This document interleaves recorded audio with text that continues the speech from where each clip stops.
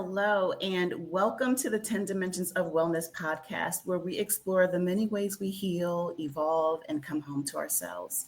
So, today's episode is special and touches on something sacred: emotional, mental, and spiritual wellness. And I couldn't be more honored to share space with a woman whose work is transforming how we access truth, wholeness, and deep healing. Dr. Makeba Morgan Hill is a spiritual strategist, sacred space holder, best-selling author, and the visionary behind the Living for Love philosophy. Through retreats, coaching, Reiki, and her Soul Bloom method, she helps soul-led women and mission-driven leaders move beyond burnout and into divine alignment. This episode is for the woman who's been holding it all together, the leader who's quietly unraveling, the spirit who's ready to remember. Let's drop in. Let's chat with Dr. Makeba.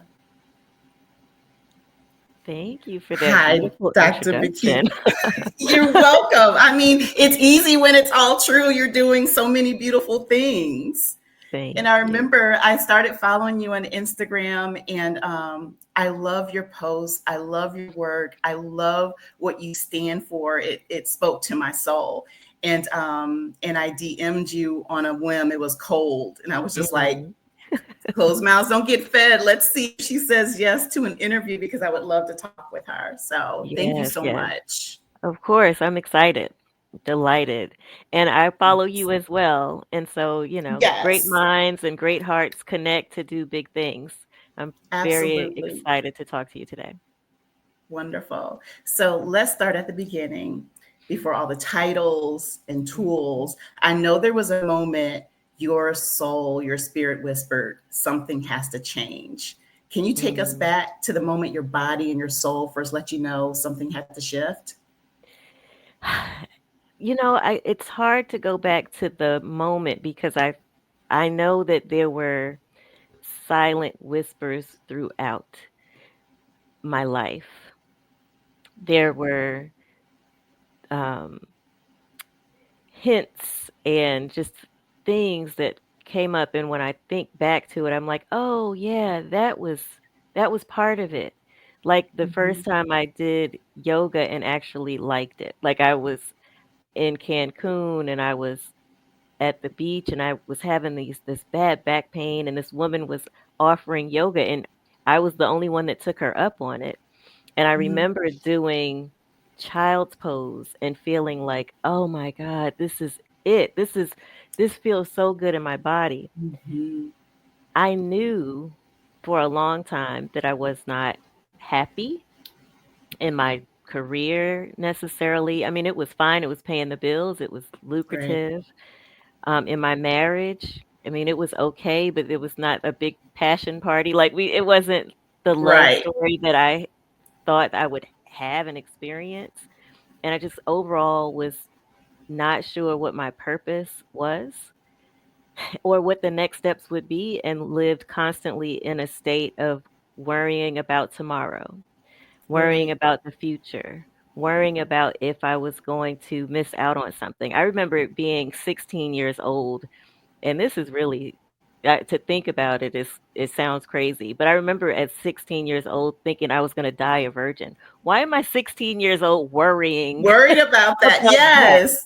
So Yeah. it was for me a life of just constant worry and anxiety, which led to me taking medication. Like I needed to use Zoloft periodically to Yeah. stabilize myself. But what I realized is that the medicine was helpful, but it was the things that were outside of me and my mind space, the things that were programmed in me that really needed to heal. So Right. to go back to your initial question, I would say again, there was really no big aha moment that something needed to change. It was just kind of a constant feeling of not being satisfied, like in Yeah. search of satisfaction. But there was a big boom moment where it was like, oh, this is who I am and this is what I'm supposed to be doing. And that happened after learning Reiki. It was crazy. It Yeah. was a Reiki attunement. It opened me up and I started getting very clear messages from my spirit guides and angels. I didn't even really know that was a Yeah. thing. And a week after, it was like, you are Dr. Makeba for love, and you're here to bring love and light and all of this stuff. And it was amazing to have that kind of clarity. Yeah, that's beautiful. And I noticed when we talked the first time several months ago, I realized that we had similar stories in that way, in that Mm, there was just quiet. You knew something was happening, but you couldn't name it. You couldn't yeah. put your finger on it. And even the questioning, because when it happened for me, I was like, what I'm supposed to do, huh? Right. And then the reactions from my family, they were like, well, what's that, and what's this, and how are you going to survive, and all that stuff, having to Hmm. like deal with it all. But what cracked open for you when you started exploring the energy work with Reiki? So it's funny because when it happened, when I got this message, I was so excited and so ready for it that Mhm. it was like, I'm gung ho all for it. Let's do it. So I was ready. Right. And ready meant really showing up as crazy to my family. Crazy and delusional. Yeah. Delusional. So I think it's very Yes. appropriate that this conversation today is about mental health, emotional health, and all of those things, because a Hmm. lot of the people in my life, my boss, for example, thought that the reason that I had opened up in this way is because I was getting divorced. I had initiated a divorce. And I'm like, dude, I am the happiest I've ever been in my life. But he was thinking that I was maybe losing my mind Mm. because of this, because I was getting divorced. My Right. mother, she was like, what is this Reiki? What is this energy work? Who are these people you're talking to? Like, she was so real, like, concerned. But when I Concerned. look, Yeah. yeah, very concerned. And when I look back, I would have been concerned too. Like, I was really super hyped, super excited. So I would say what cracked open for me was the possibility of doing something different that would bring me joy and that would bring joy to other people directly. It was like, Yes. this is awesome. We're going to do this. How we're going to do it, I don't know. I'm just trusting God and we're going to do Okay. We're going to figure it. it out along the We're going to way. figure it out. We're going to figure it out. Yes. Yeah. It's It's so been a funny that you journey. mentioned your boss thinking that your divorce was the catalyst for all this change. Because I remember when I went to the doctor for my depression and anxiety, I was talking to my doctor and I was telling her how I was feeling. And she goes, well, she was like, didn't you say you broke up with your boyfriend last summer? Like maybe that. And I'm like, huh? I Right. was so disappointed in her, and she was a woman. I'm like, sweetheart, it doesn't Yeah. all have to revolve around relationships and men and all that stuff. This is Hmm. something. So yeah, that like triggered something for me when you Agreed. said that. Agreed, So agreed. My let's mother talk. thought it was because I hit my head. I fell back and I hit my head on the deck, so she thought, "What shook loose and caused you to go She crazy like this?" seriously. Yes, yes. Wow.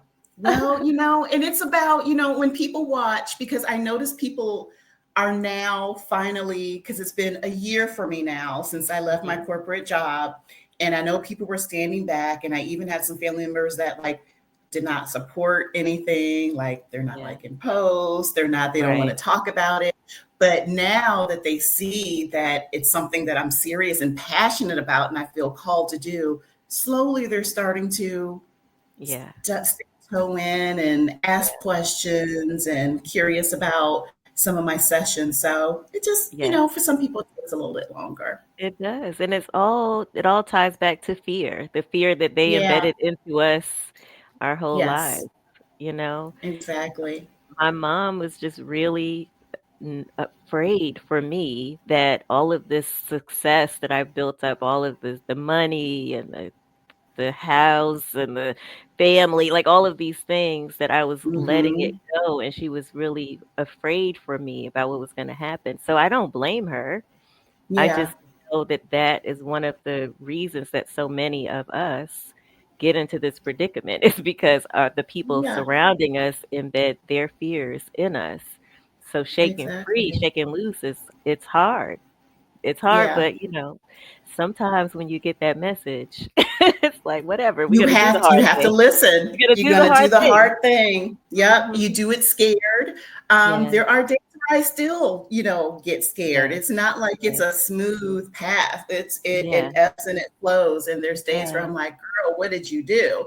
And then there's other Same, days where I'm like, I'm so happy I made this choice. So it just same, depends on the day. same, same. Yeah.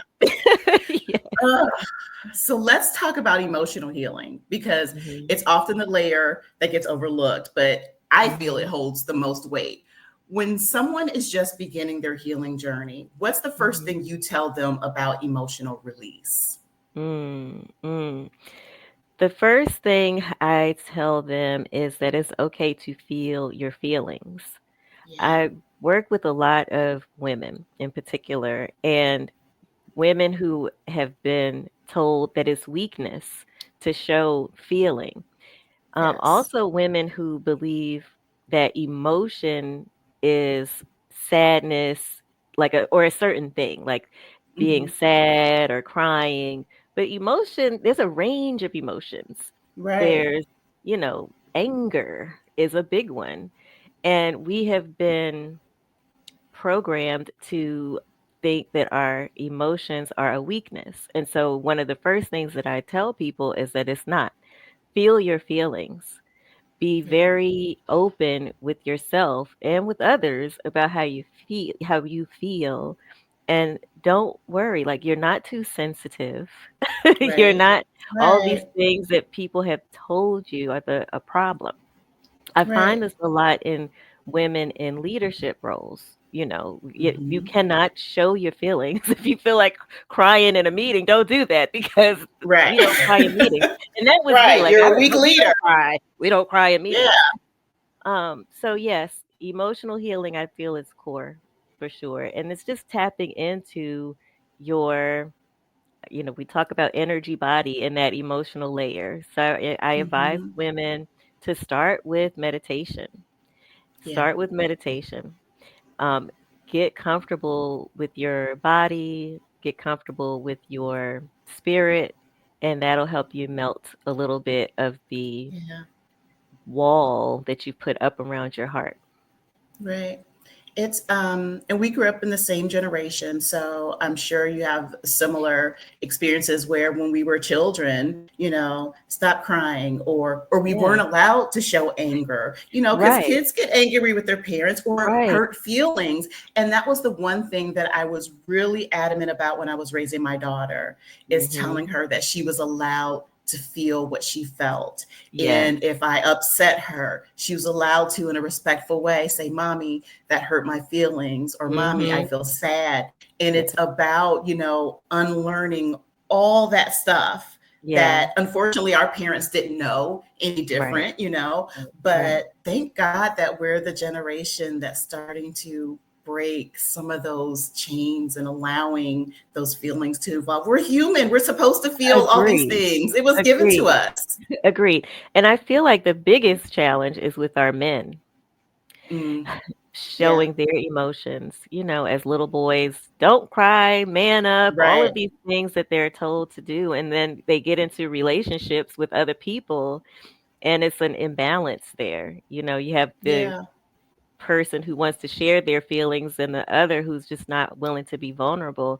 right. It creates a lot of stress and strife in our relationships with other Yeah, humans, whether it's a male and female relationship or whatever, same yeah. sex or family relationships. When you're not able to be your emotional self, then you're Hmm. hiding a big part of you. You're suppressing a big part of you, and that Right. causes us to lash out. It causes physical disease in our body when we hold in our Yeah, emotions.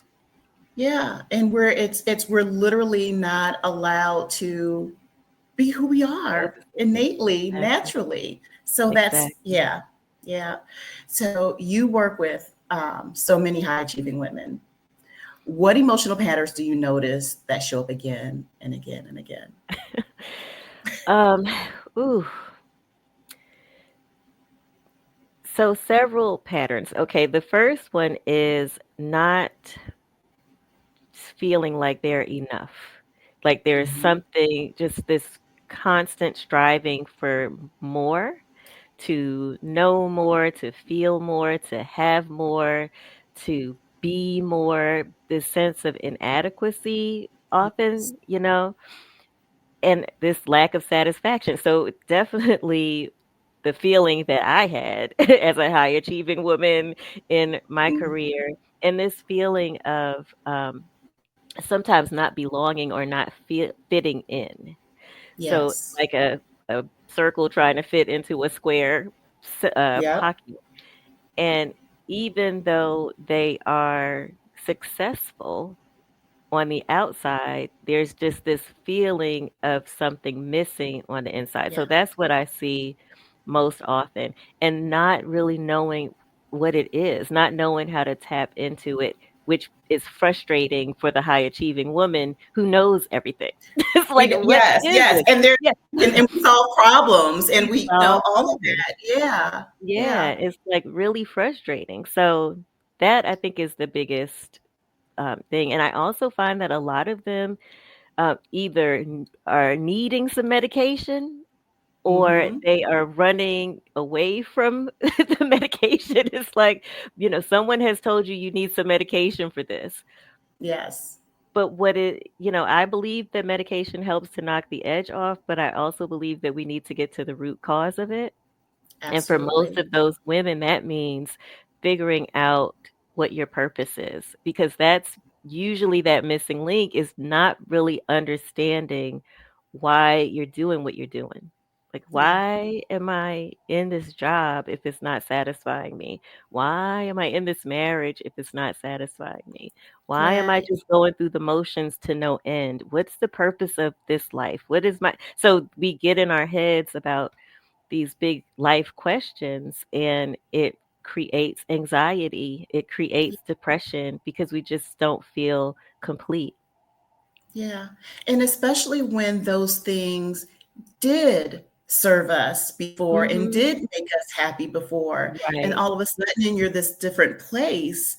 Because I had been in my career for 30 years and I Mhm. loved what I Yeah. did. And then Uh-huh. just over like the last, maybe 3 to 5 years, something was shifting. Yeah. I wasn't Yeah. as dedicated to Mhm. it. Mhm. It wasn't filling me up Yeah. anymore, and that made me scared because I'm like, well, what else? I'm going into my 50s. I can't make this shift now, Right. but I had to save myself. Mhm. Yeah, Absolutely. Absolutely. yeah, I agree. I feel like the desire to do something different sometimes comes on so strong. There's nothing that you could do about it. And it's like, where this came out mhm, of left field. For yeah, me, in my career, I remember it was before COVID.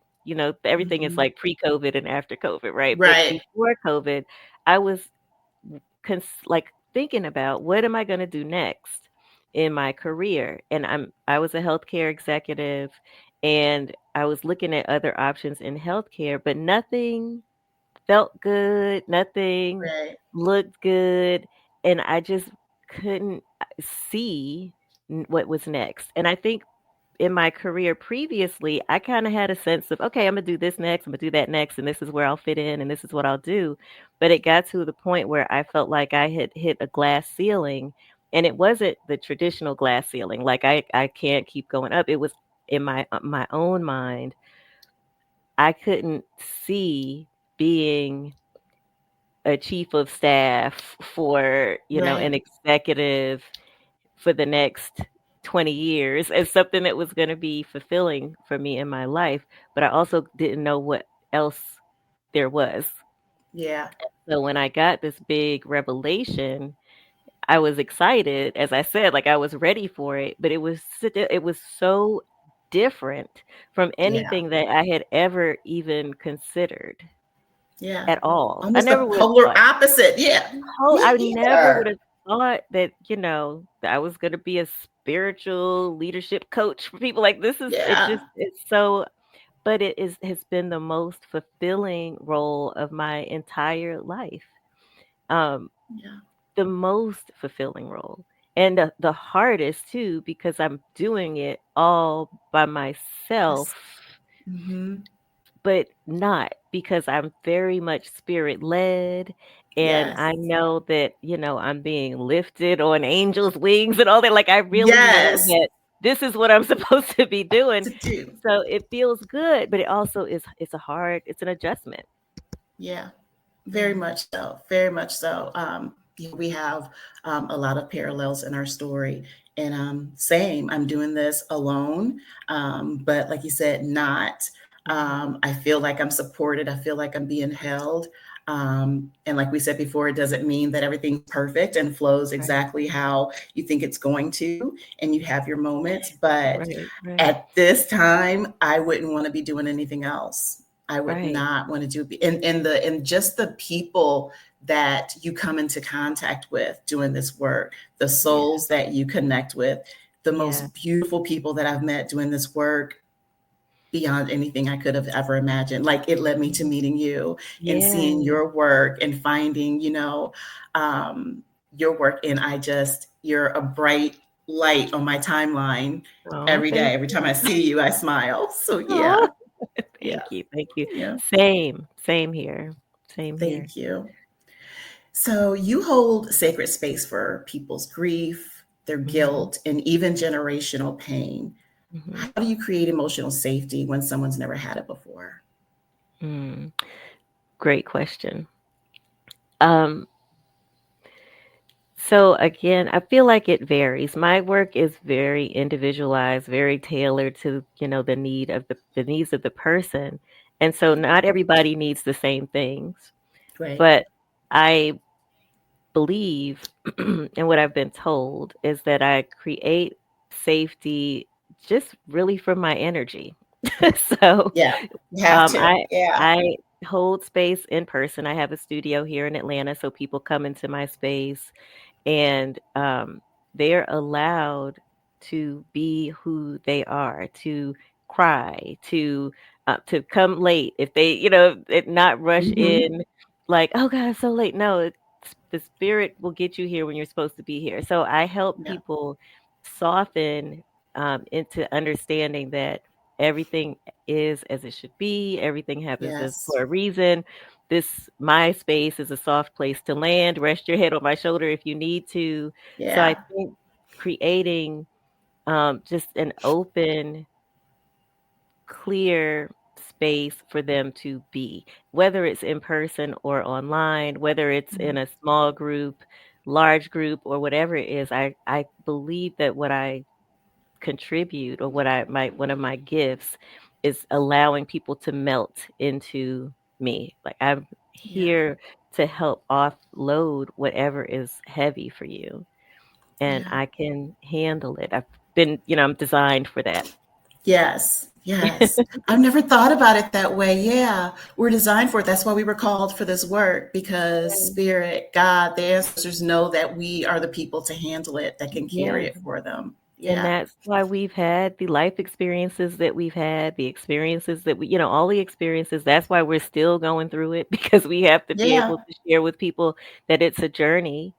And Yeah. as part of this journey, it doesn't mean that everything is easy, because we came to Right. this earth to have the human experience, and the human experience involves enjoying the full spectrum of emotion, the happiness, Yes. the sadness, the joy, the sorrow, all of it. We chose Yeah. it, and that's what we're here for. Yes. And And that's what we're helping here people for. to accept that that's what we're here for is part of my job. I know that that's part of Yeah. my job. Yeah. So let's shift to the mental space because our Yes. beliefs shape how we show up in every part of our life. Mhm. And you talked about softening internalized pressure. Mm. Can we unpack what that looks like? So that is hard work. Mm, Hard work. Um, so where shall we begin? So there are a couple things that I would like to be able to cover when we talk about mental health, mental mhm. stability. One of the doozies is just anxiety in general. Like, Yes. anxiety is basically a result of people weighing you down with stuff and you fighting your way out of it and just being afraid. Um, Hmm. and that's a tough nut to crack. And what I do, and what I believe is the way, is to help people tap into their higher self, Yes. to tap in to their higher self. And so I spend a lot of time with people helping them to understand the language of their higher self, because the higher self communicates differently for all of us. For some Yes. people, it's the way that you feel in your body. For some people, it could be gestures that just come out of the blue. For some people, it's a very quiet voice. For some people, it's a very loud voice. And it can be missed and misconstrued.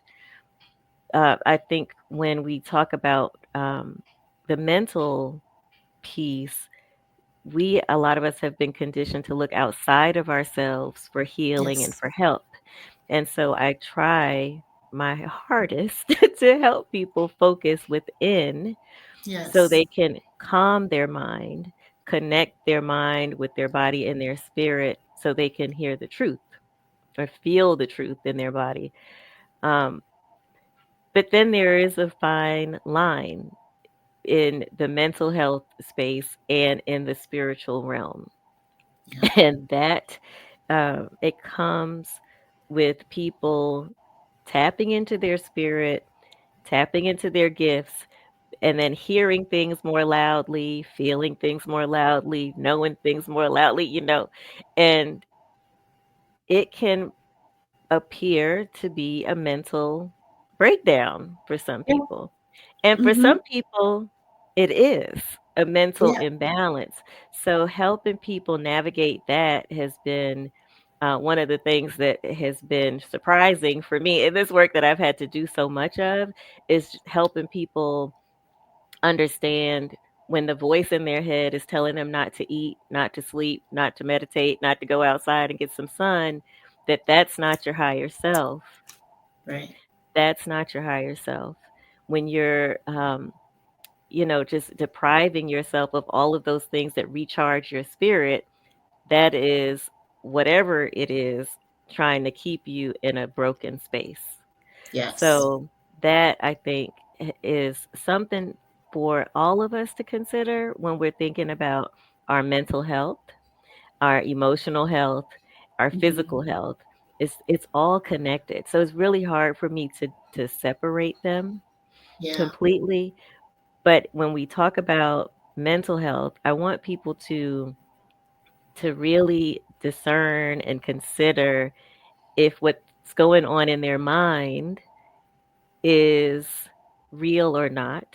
And in order to do that, I try to take them back as much as I can to the higher self. Yes. Yes. The higher self only wants what's best for you. The higher self will never lie to you and make you believe that you're not good enough, or like you said, or you shouldn't eat, or you shouldn't do those things Right. that help you grow and evolve. Right. Um, and I really align with the whole. And sometimes the breakdown, I know for me, my breakdown was necessary. Yeah. My breakdown Absolutely. is was the pivot for me. I had to get still, Yeah. get quiet. I had to take that medical leave and just Hmm. not have work interfering with Yeah. whatever was going on inside of me. And It was tough to go through it, but looking at it from this side, it was absolutely necessary for me. I wouldn't be here today yeah, without it. exactly. Did I tell you I had a medical leave as well? I don't think you did. Did you? I did. Oh my I goodness. did. Yeah. I did. And it came after my Reiki attunement, after all the things. I opened up like, what? Yeah. And I told you my mom was nervous about me. My boss was nervous Yeah. about me. He called HR. He was like, something's going on with Makeba. She is tripping. I think it's because her husband is leaving her. And I'm like, no, I'm the one leaving and I'm happy. But he was like, yeah, she's different. Something's going Yeah. on. And so they Yeah. were like, yeah, you need to take some time to get your Sometime. mind right. so, so they connected me with this psychiatrist. And it's funny, I like to tell this story because he's an old white guy. He had to be 80. Like, he was an old psychiatrist, been around for a long time. Maybe he was 75. I'll give him the benefit of the doubt. But when I arrived at his office, and I was like, "Really, God?" I was like, "God, is this part of it? I don't understand. Mm-hmm. You said it was gonna be easy." Like, all these things were coming through to me. But I was like, "Okay." My mom was stressed out that they put me on medical leave. Like, "What are you gonna do?" But when I got to the doctor's office, he had these Japanese paintings all over the wall in his office. And Mm. Reiki is a Japanese healing art. So Yes. automatically in my mind, I was like, wow, he may understand Reiki and this attunement and all of that. Yeah. So when I got into his office, I had to do this test online, and he was like, well, based on this test, you need medication because you're a little bit too happy. So he thought I was having like a Like a manic manic. episode. Yeah, Okay. like Yeah. everything was beautiful, rainbows and sunshine. And so that can't be because humans are not supposed to be that happy, right? So I told him, I said, well, this is what happened. I had this Reiki attunement. You're familiar with Reiki? You lived in Japan. He was like, well, yeah. So he was open.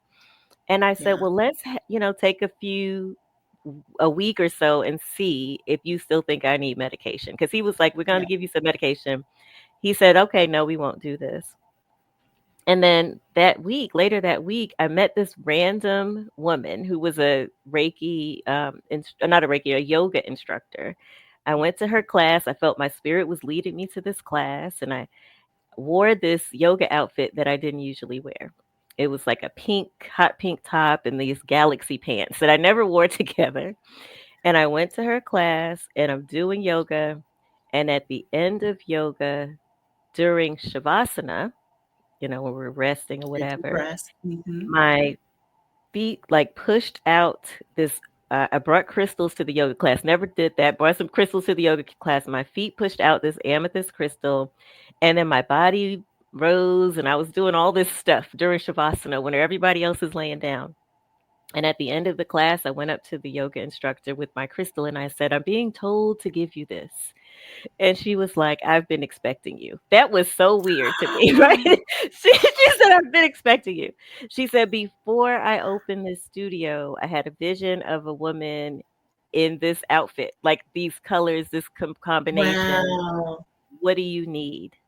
And I told her what was going on with me. And she said, one of the things that she does is she helps psychiatrists understand the spiritual awakening and what happens with people. And so she did some shamanic work with me. She talked to my psychiatrist, and everything worked out. I was able to go back to Yeah. work, and it was cool, but it was all by design. So I Yes. knew at that point, okay, this is part of it. I had 5 weeks to not worry about that job, to think about, what was next, to be one with the spirit. It was very, Right. very exciting and beautiful. So I have no regrets. And and that's one of the things I try to tell my clients too. It's like everything happens for a reason. I cannot tell you what's going to happen on your path. Right. I don't know. It's yours. But what you need to understand is that a lot of this is by design.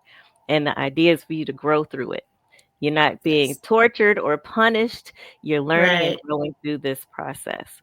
Yes, so that Yes. medical leave thing, it was helpful. It was jarring, but it Yeah. was needed It was and needed. right on time. Yeah. I went through the same thing with the medication, and I did because I was diagnosed with major depressive disorder. Mhm.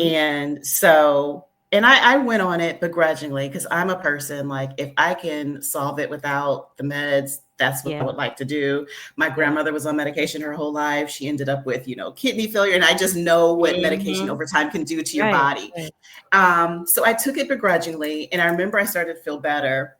So I took myself off. I was like, I feel good. So let me Right, take yeah. myself off of it. So I did like a little experiment. Mhm. And like a few days later, I was like back in that thing. So I want to make sure that I tell people that if you are prescribed something from your doctor, please at Yes. least give it a try and stay on it and follow the plan because I did not listen. I really did need my medication.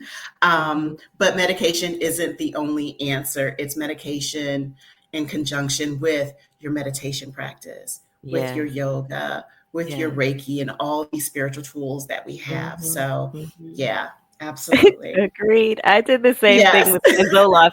I was at one point, I don't know how soon it was after I started using it, but I felt like I wanted to skip.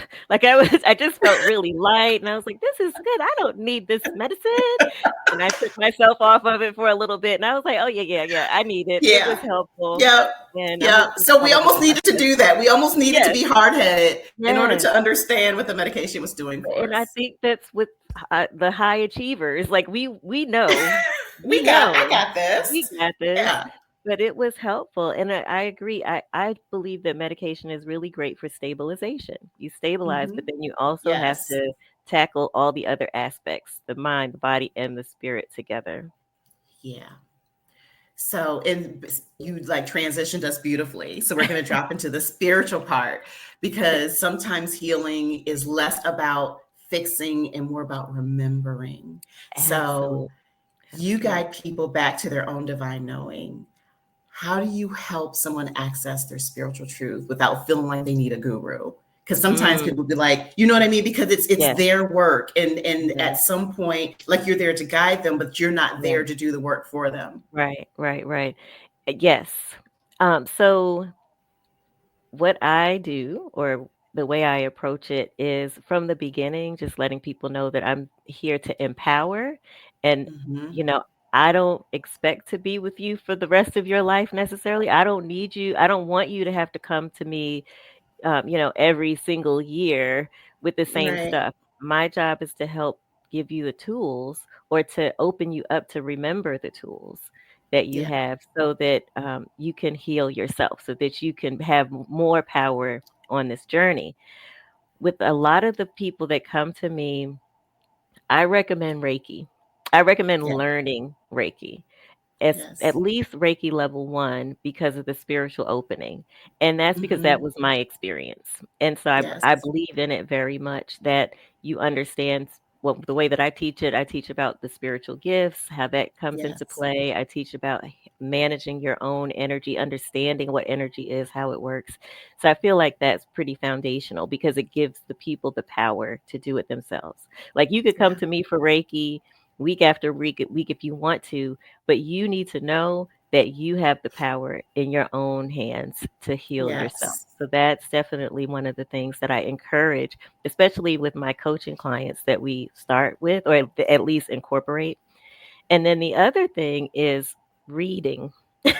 Reading or Hmm. listening to books. I want people I'm usually guided to share certain books with people at certain times along their path. And Hmm. as they read them, they pick up things. It's like breadcrumbs that the universe has left for them. So sometimes Yes. they don't have to read the whole thing. It's like, oh my gosh. And so it triggers a thing. We talk about it and they embody it. So, Yeah. it for me, it's a lot about asking them, like when they come to me asking me questions, I give them what I can, but I also tell them, ask your higher self. And they Hmm. get so annoyed with me after a while. They're like, "I know you just told me to ask my higher self." But I'm like, "Okay, well, ask your higher self first, and Yes. then we'll talk. We can talk about it together after, but I want you to go Yeah. to your higher self first." I tell my daughter this all the time as well. Did you check in Hmm. with your higher self? Don't call me first with, these Right. things happen because you have this tool, you have this resource within you. And Yeah. she is 21 years old. And of course, she still needs her mommy, and I appreciate that. But she's learning Hmm. to tap into her higher self a lot more now. Yeah. Yeah, Yeah. so that's definitely my approach. I Yeah. also help them because some people it's harder for them to do it on their own. So we do it energetically. I do spiritual hypnosis, and in the particular hypnosis that I do, the big chunk of it is connecting with your higher self, coming up with some questions for your higher self. And then as I'm asking your questions to you, your higher self is speaking through you. And I record it and share it with them and have them listen to it over and over because they get the answers to a lot of the questions that they've had for a very long time. But for Yeah. sure, that's one of the ways that I help people to remember Yeah. it's kind of being a little bit hands off. I can take you to the water, but I'm not going to feed it to you. Mhm. And you cannot Mhm. rely on me for your healing. You have to rely Right. on you, tap into your knowing. It's almost like a spiritual parent. It's the same Yes. way we parent, you know? Yes, Yeah. yes. For me, it feels like I got a message, I guess it was last year, that I'm a divine mother. So I'm one of the divine Mm, mothers out here. So yeah. a lot of the feedback that I get from my clients is that it feels like a mother's Yeah. um, touch. But what I've also found that's hard for me as a divine mother is when your children wanna be all independent, and then they, like, leave Mhm. you, and so they're going Yeah. through their teenage phase or whatever in their journey, and I have no control over that, and I don't need to, Right. but that was one of the things that I had to adjust to. It's hard Yeah. saying goodbye, but I also know that it's necessary because Yeah. I'm not here to be your guru, like you said. Right. I'm supposed to be a guide. I help as much as I can, and then you go on to the next person. And my prayer is Absolutely. that you remember to tap in, that you Yeah. hear, that you know that you have the power. And, if they need me, they can always call me, but I'm not there to be their savior. Right. Right. Mhm, And people can often get that misconstrued. And I relate to the reading. It's very important. mhm, You find things, you find nuggets that you never thought about. And it just dawned on me that my entry into this world happened way long time ago, and it was when I read Eckhart Tolle's A New Earth, and that mm, book spoke to me in a way that it just blew my mind. Some of the things that I was like, what is this? This feels so familiar. This is it. So yeah, it just dawned on me. It was like I started this work almost 20 years ago and didn't even realize exactly. it. That's what I mean, Yeah. there are these little breadcrumbs that we've been receiving for a long time Yeah. and didn't notice it. So the big bang is cool, but it also helps us to remember, "Oh, wow, there was a whole trail. This has been a real Yeah. journey, and now, hey, I'm deep in it." One of Yeah. the books that I read was The Art of Happiness by the Dalai Mm. Lama. That was a really good one. And I remember when I started getting these messages and seeing things, there was a stack of books on my bookshelf. And it was just a little stack, and it was cute, like a decorative stack. And I don't think I stacked it on purpose. But the bottom of the stack was, I think, The Promised Land, Barack Obama, right? Mhm. The next one was Becoming, Michelle Obama. Yeah. The Mhm. next one was The Art of Happiness by the Dalai Lama. And then the top one was Finding Makeba, this book that I found many years ago. And so it just was all like, this is your A story right here. journey. Yeah. This is the journey right here, right in that stack. It was, you can't make this stuff up. When you start paying Yeah. attention to the signs, the symbols, the synchronicities, all of those things, there's Yeah. no denying the power of the spirit. There's no denying the power of the No. universe. There's no denying the power of God. Whatever you want to call it, um, Right. there's no denying it. Yeah. And It's I not just just calling remember to it. trying so many different things, Dr. Makeba, like, trying Yeah, different churches and, yeah, fasting and praying. And I have been in search of something for so long. yes, Um, Yeah, I need to go back because I remember journaling back there. I need to go back and look at some of those journals and yes, see what I was thinking like 20 yeah, years ago, whatever. Yeah, yeah, it's a beautiful journey. It's like, you go through a lot. There's some things, like I said, there's highs and there were some low lows, yeah. um, but All all necessary to necessary, get all here. part of the journey, part of the journey.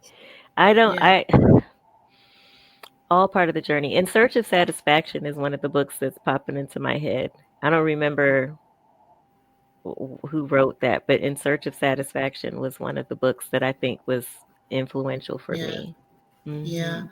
And I Mhm. also, the latest one I read was The Courage to be Disliked. I can't remember Mm, the author of that nice. one either, but I love the way it was formatted because it was basically like sensei speaking to his Mm, student, the whole thing, it was a conversation throughout the yes, entire book, and it was like amazing. I think I might have to go back and read that again. But that's a good yeah, one. yeah, That's a reading's good one. important. Have you read Yeah. Conversations with God? That's one of my favorite I series. haven't. I That's a haven't. good one. That's a really good Okay. one.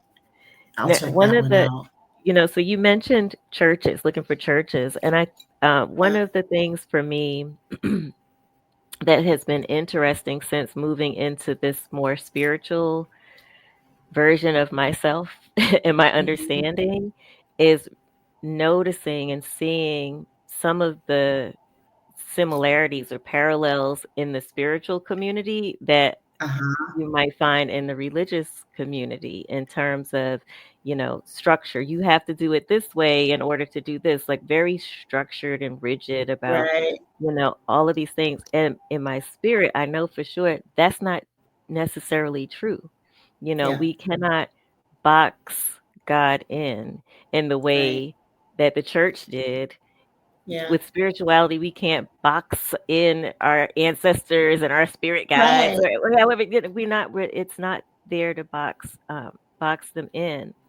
And then the other thing that has been an interesting discovery for me is being fairly new to this as well. Like you said, you left your corporate job a year ago. I left my corporate job Mhm. a year and a half ago. But the big spiritual awakening happened for me 3 years ago. And in that Mhm. 3 years, it's been a very rapid ascension. And there are Right. people who've been doing this spiritual work for 20, 30 years who are not quite as open to people who are newer to this journey.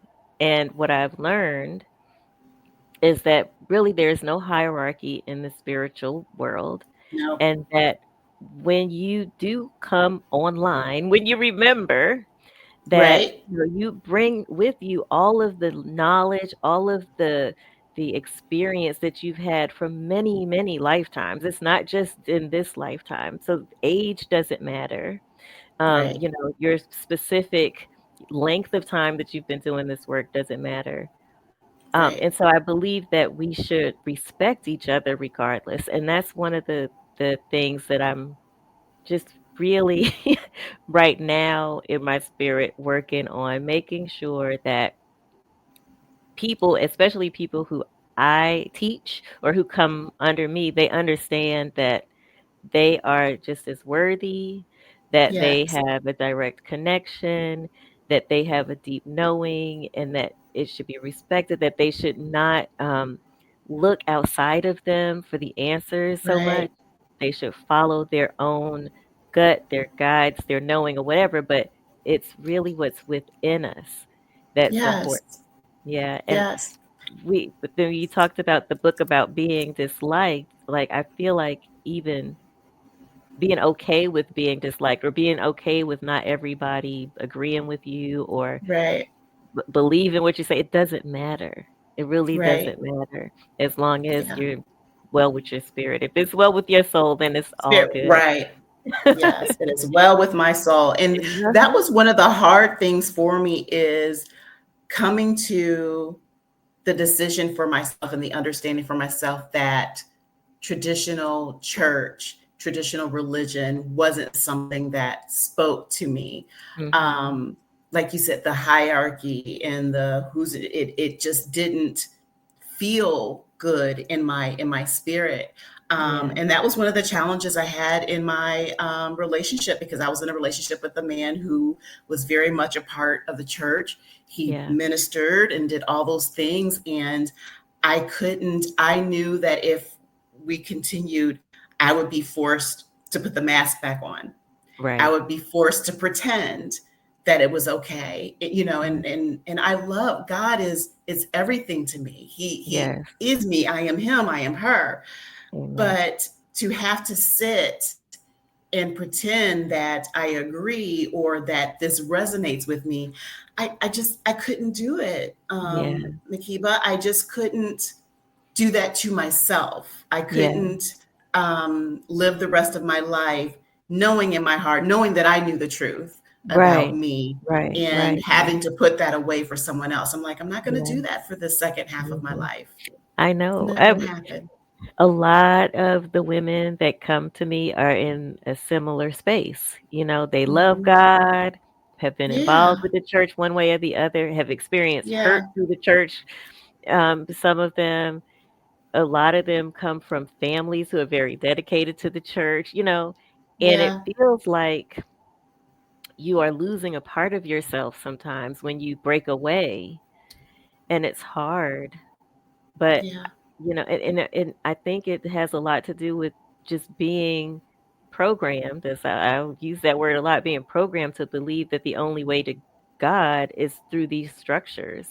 So once Yeah. you Yeah. hear Or that through another illusion, person, or to another person, Yeah. yeah, or that somebody is closer to God than you Right. because they went to school or because they pastor a church or for whatever Right. reason, I feel that and we're talking about church, but I feel the same way about some of these spiritual people too, who are like, you got to go to me in order to Yeah. get to here. Oh, the No, egos are the like egos. out of this world. And it's like, and it's Yes. all about death to the ego. It's Right. about, killing Right. that. Right. Right. Yeah, I found Yeah. that too in this space that there are just some people I'm like, hmm, I don't know what the reasons are for you, but it doesn't resonate with me. Right. So I'm just gonna go over here. Yeah. Right. Right. I'm gonna do me. I'm gonna do me. Yeah. You do you. Yep. I'm You gonna do do me. you. You I'm do gonna do you. me. But yeah, the church Yeah. piece is a tough one because Yeah. especially for those of us who love God, and it's like Yes, there's a guilt almost. There was a it's guilt in guilt. me for It's a long guilt. time, and I felt like I'm like, and I, it's like God doesn't already know, but I would talk to him like, I'm not abandoning you. Right. I still worship you, and I thank him every day, and and I know I don't have to convince God, but I went through this thing where I was trying to convince God that I was still, we're Yeah. still good. Yeah, Yeah. exactly. Exactly. And Hmm. it's not even just about you and God, it's about everybody else around you too. They're like, "Ooh, what's Yeah. he doing?" And Yeah. Hmm. yeah. Yeah, yeah, that Yeah, could be a whole nother conversation about what absolutely. some people in the church think about people like you and I, and what could be the cause of that, and all that good stuff. Right. So I won't Right. go there, but It is all so love. It's all love. it's It all for me, love. it all Yes, it goes is. back to love. We're all on our own little journeys. Absolutely, So you do you, Imma do absolutely. me. I'm a do me. Imma do me. So we're going to touch on collective healing really Okay. quickly, Mhm. because we talk about that wellness not being a luxury for us, but a birthright. How do you Mhm. help people truly believe that? Because I think, and then we talk about rest and wellness, it's almost like people feel like they don't deserve the rest, or Mhm. that they're Mhm. lazy if they're rest, or wellness is for Yeah. them, not Right. me. Right. So I think for me, it's a lot about communication. I talk a lot, I post a lot about what it Hmm. means to rest, what it means to heal. And I think that um, the first thing is removing the layer of cost for things, like having Hmm. to pay for things to get the wellness. Yeah. Rest doesn't cost a thing. Right. Going out and taking a hike does not cost a thing. Um, Right. so I really just through encouragement, constant encouragement to do those things, showing people how I do it, showing people how it affects my mood, I think is a big Yes. part of it as well. So I know one of the things I'm here to do is to be a light. And being a light means showing the way, like showing through doing. And Yes. I can talk them to death, but I also have to show them and create opportunities so they can see. So that's why I do my sound baths and my sacred Yeah. gatherings and retreats and all of those things so people can come together and actually experience it. And then I Right. do try as hard as I can to within reason to make things affordable. So I have multiple Yeah. tiers of things that people can participate in because not everybody can afford a Right. $5,000 retreat, but you don't have Right. to. Right. You don't have to Right. in order to get the healing that you need. Yeah. I had someone reach out to me because, I had just posted about the floating sound bath that I did, and she Mhm. DM'd me and she was like, I'd really love to attend one of these. She was like, but I looked at the prices and I was like, OMG, I can't afford that. And I was like, well, my prices or in general. And she was like, Well, she was like, I saw one, and she sent me a screenshot, and they were charging like $195 per person. And I was Mhm. well, that's not me. Like, that's not me at all. I was like, Uh-huh. my whole purpose is to make it affordable. Like, and I Yeah. had Cammy, doing my numbers for me. She's like, girl, you losing money. I'm like, sometimes it happens, It's the but price of the thing. Yes. it's the Yeah. price of things. And for me, it's like it's so important to be accessible and to allow people the opportunity to experience things like that. That's the whole point of this Right. work, and I couldn't Yeah. imagine. But yeah, being accessible, affordable, and Mhm. letting people know that there are ways that can fit your budget, that Right. wellness can show up for you. So Right. yeah, highly agree on tiers and opportunities for people at different Yeah. levels. Yeah. Yeah. We So all let's need the close out healing. with some. So we all need the healing, especially us. And I Mhm. feel like, and I've said this on my last couple podcasts too, and I know I'm reiterating, but I truly believe that there's an awakening happening, especially for Black women, women of Mhm. color. It's like Yeah. the collective is tired. We want something else. There's something else, and it is our job, it is our calling to show them that there is something else, that there is Mhm. another way, that there's a way to heal, and it can be soft. It can be Yes. soft and it can be Yes. gentle. It Yeah. needs to be. Yeah. Yes. But it also can be tough. It And, can be tough. that's that's I think one of the things for me is when we talk about the rise of the divine feminine and, Yeah. the rise of the Black woman and all of those things, that we should not confuse femininity with softness because we Yeah. are tough. We're tough Yeah. as nails. I cannot Hmm. imagine a man giving birth to a child. I say this all the time with my Going girlfriends. I'm like, through please, or even have labor. cramps. Right. And also, our role as mother when the children come, like babies come, that is a very tough Hmm. role to be in. So it's Yeah. balance. It's Hmm. balance. And I think that um, in this rise of the Black woman, the rise of the divine feminine, we are encouraging balance. Those Yes. of us who truly understand, which is why we're helping people with their vibrations, why we're helping get Right. them in alignment, because it's Yeah. about getting the masculine and feminine within each of us into alignment so we can Yes. come and be firm and strong in who we are and why we're here. Yeah. Ugh. I It's know. hard I work. It's know. hard work. And you're right, Yeah. we're tired. We're We're tired. tired. And Yeah. it's time, but Absolutely. It's it's time. time. Hmm. We're here. We're here. So we're going to close with some soul, some Okay. final thoughts to speak to the woman who's ready to bloom but afraid to begin. What Mm, would you say to someone in their spiritual winter, a season where nothing seems to be blooming? mm. Mhm. Uh, oops, did I lose Oh, her? there we go. There you go. Did you see? There we Um, go. Yeah. mhm.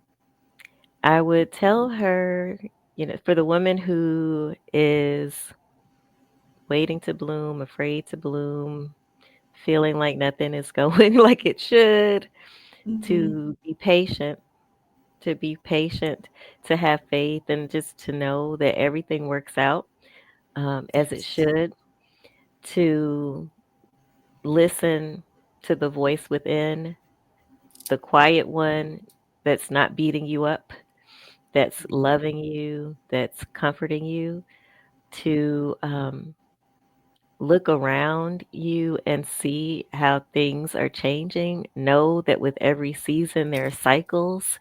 It's not going to be dark and dreary for long, but you got to see Yeah, your way out of it. See your way out of it and know that you have the power to do that. absolutely. And 5 years from now, Dr. Makeba, what do you Mm. hope someone still remembers from listening to this conversation? Mm. I hope they remember that they have the power, that they have the power, that there is nothing in them that is keeping them from God, Yes. at all. That they have a direct connect and they need to tap in, and that they believe it firmly in their spirit, that they've experienced it, they know it, and that they can Yes. attest to it. Amen. Mhm. Amen. Thank you so much for this conversation. This was nourishment to my soul. I appreciate you being on here. And before we go, I want you to tell everyone where they can find you. They can find me on my website at drmakeba4, the number 4, love.com, or on Instagram or TikTok at drmakeba4love222. Thank you again. I loved this conversation. I Thank appreciate you you. so You much. too. Thank you so much. Bye bye. Bye. Take a deep breath with me. Yes, what a gift. What a gift to witness the wisdom, the softness, and clarity that Dr. Makeba brings to this world. If this conversation stirred something in you, an ache, a knowing, a remembering, please honor that. Again, you can connect with Dr. Makeba and explore her offerings at her website. And don't forget to check out her upcoming book, Bloom in Any Season. If you were moved by today's episode, please share it with someone who needs to know that healing is not only possible, it is sacred. Until next time, may you tend to your soul, trust your light, and know that you are never behind. Thank you.